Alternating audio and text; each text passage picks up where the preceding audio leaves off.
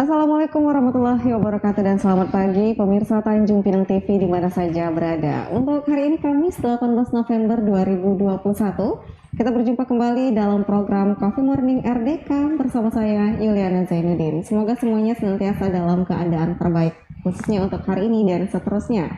Nah, kita dalam program Coffee Morning di mana acara ini disiarkan langsung dari Studio 2 Tanjung Pinang TV, Komplek Bintang Center, Kilometer 9, Tanjung Pinang. Pemirsa, kelurahan adalah pembagian wilayah administratif di Indonesia yang berada di bawah kecamatan. Selain itu, kelurahan juga merupakan wilayah kerja lurah sebagai suatu perangkat pemerintahan daerah. Nah, pada pertemuan kali ini, kita akan membahas mengenai kelurahan dan peran lurah dalam suatu masyarakat.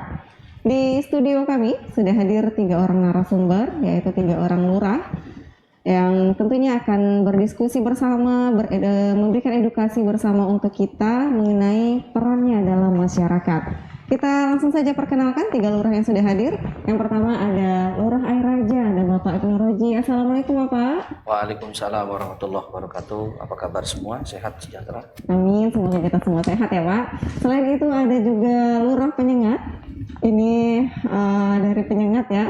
Iya. Ada Bapak Ali Imron. Sehat ya Pak? Alhamdulillah. Assalamualaikum warahmatullahi wabarakatuh. Waalaikumsalam warahmatullahi wabarakatuh. Dan juga ada Bapak Edi Susanto yang merupakan Lurah Batu 9. Selamat pagi Pak Edi. Assalamualaikum warahmatullahi wabarakatuh. Waalaikumsalam warahmatullahi wabarakatuh. Nah pemirsa, acara ini juga dapat Anda saksikan melalui media sosial Facebook Tanjung Pinang TV.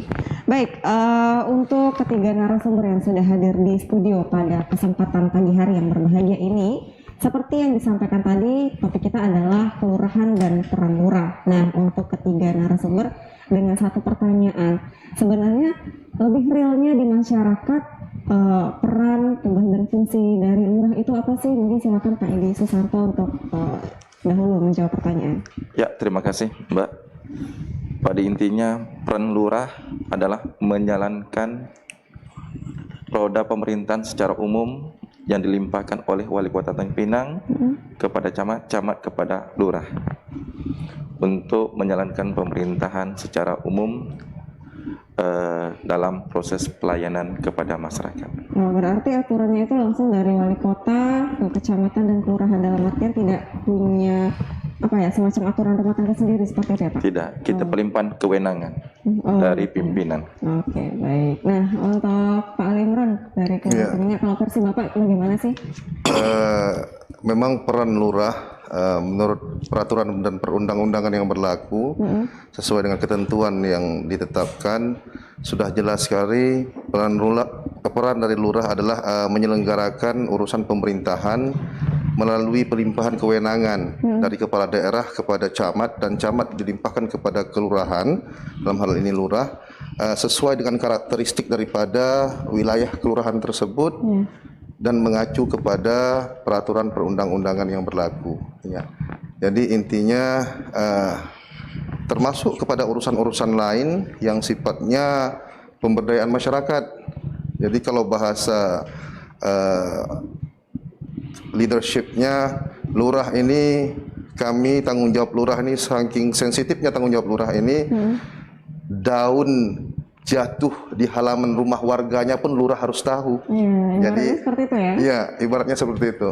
Ya, jadi harus mengetahui semua sisi daripada yang ada di kelurahan tersebut. Ya. Tapi itu tetap dijalankan sesuai aturan dari undang-undang dan juga peraturan dari kepala daerah itu sendiri ya. Benar. Oke, baik. Kalau Pak Ibnu silakan untuk ditambahkan. Kalau saya sih kalau kita mengacu kepada peraturan daerah nomor 6 tahun 2009 itu di pasal ke-13 bisa dilihat nanti para pemirsa ataupun kita bersama di sini. Pemerintah dalam hal ini kelurahan itu melaksanakan pemerintahan di tingkat kelurahan, melaksanakan kegiatan pemberdayaan masyarakat, kemudian pelayanan kemasyarakatan, kemudian kepemerintahan itu sendiri, kemudian menjaga ketentraman, ketertiban, kenyamanan masyarakat itu sendiri sesuai dengan amanat pemerintah daerah yang dalam hal ini kita melaksanakan instruksi juga dari Wali Kota Tanjung Pinang untuk melaksanakan tugas dan fungsi kelurahan itu sendiri. Jadi di samping kita mendapatkan tugas pokok dan fungsi, kita juga mendapatkan tugas tambahan dari Wali Kota sebagai pimpinan teratas kita gitu. Saya rasa sementara tugas peran serta kelurahan itu di masyarakat sesuai dengan tupoksinya aja. Kalau saya lebih cenderung ke sana. Sesuai tupoksi, tapi dalam artian pemberdayaan masyarakat tetap diutamakan. Ada di situ, di dalam itu ada terdapat pemberdayaan, pembangunan dan pemberdayaan masyarakat, kemudian pelayanan kemasyarakatan, kemudian kepemerintahan itu sendiri, karena di kelurahan kan ada 3 bidang. Bidang itu sesuai dengan poksi kita masing-masing. Ada di bidang kepemerintahan, ya kan, ada di ketertiban dan keamanan, nah itu di bagian pemerintahan. Ada juga di bidang pembangunan dan pemberdayaan masyarakat, dan ada juga di bidang pelayanan dan kesejahteraan sosial. Jadi 3 bidang itu ada membawahi dari 3 seksi itu membawahi poksi masing-masing. Apalagi kelurahan juga merupakan pemerintahan yang paling dekat dengan masyarakat ya. Betul sekali. Oke. Kalau Bapak melihat untuk wilayah Kelurahan Air Raja, Pak, apakah masyarakat di sana benar-benar memahami mengenai peran dari lurah dan fungsi adanya kelurahan itu sendiri? Kami di Kelurahan Air Raja itu setakat ini alhamdulillah kuncinya adalah koordinasi di semua elemen, baik itu di forum, baik itu di forum, maksudnya forum RT RW itu ada ya, koordinasi selaras dengan kegiatan poksi kita masing-masing. Yang mana forum RT RW itu adalah suatu wadah untuk menyampaikan aspirasi ke masyarakat juga, dari masyarakat yang kemudian disampaikan lewat RT RW, dan kemudian hal apa saja, permasalahan apa saja baru nanti disampaikan kepada kelurahan. Dan RT RW yang dilibatkan. Iya, RT RW, dan bukan hanya itu, RT RW juga kita libatkan lembaga pemberdayaan masyarakat, yaitu LPM.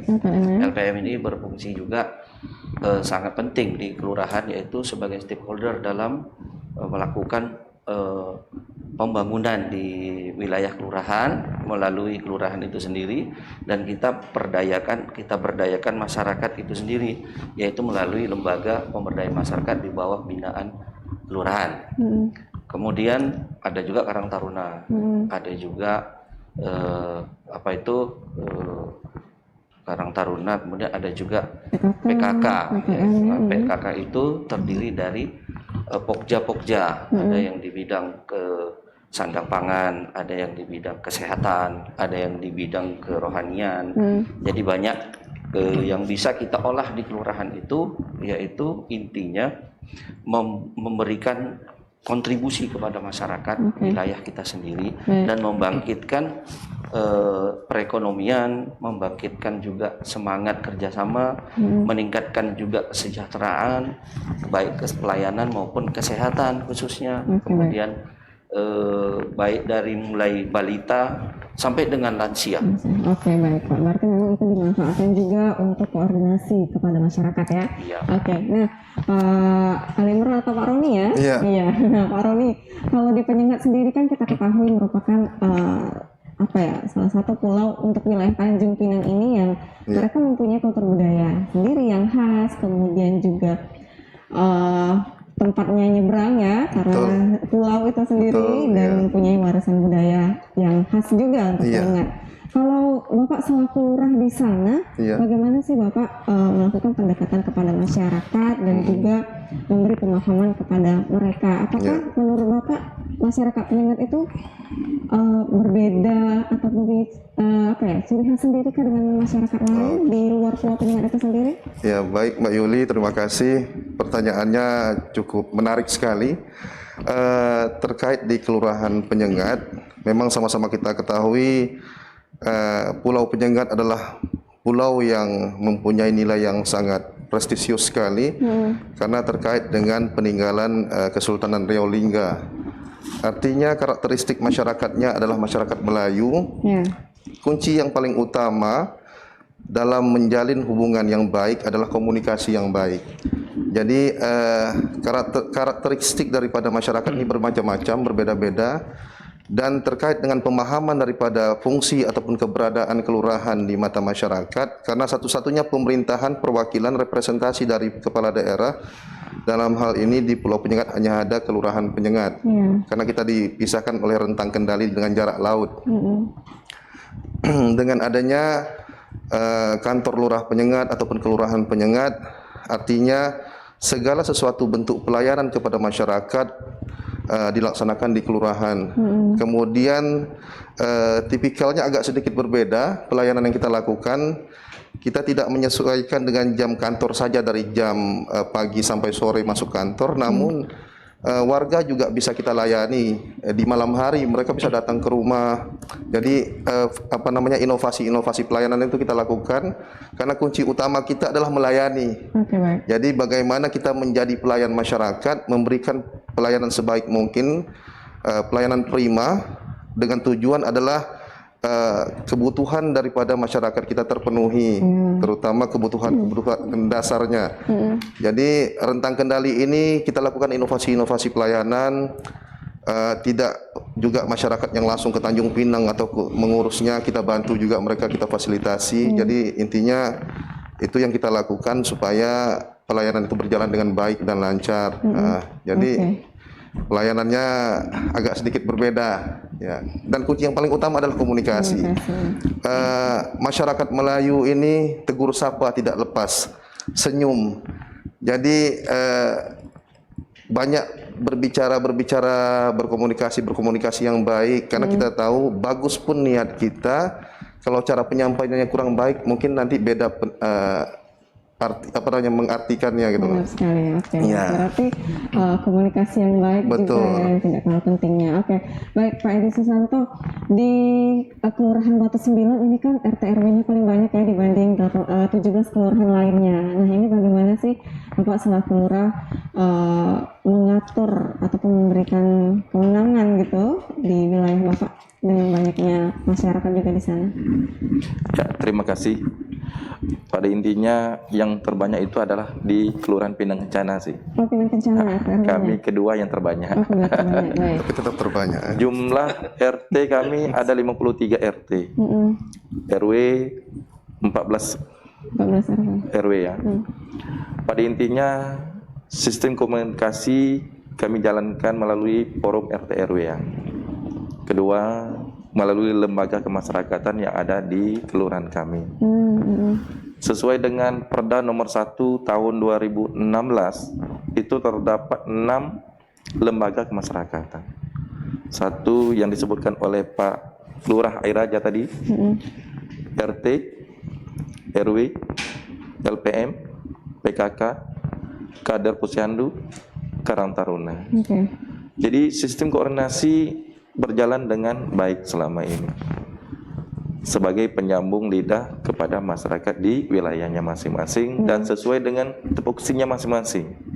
Contoh, Ketua RT mempunyai satu fungsi tugas menyelenggarakan pemerintahan secara umum dalam proses pelayanan administrasi kependudukan dan menjaga ketertiban dan ketentraman di lingkungan masyarakat.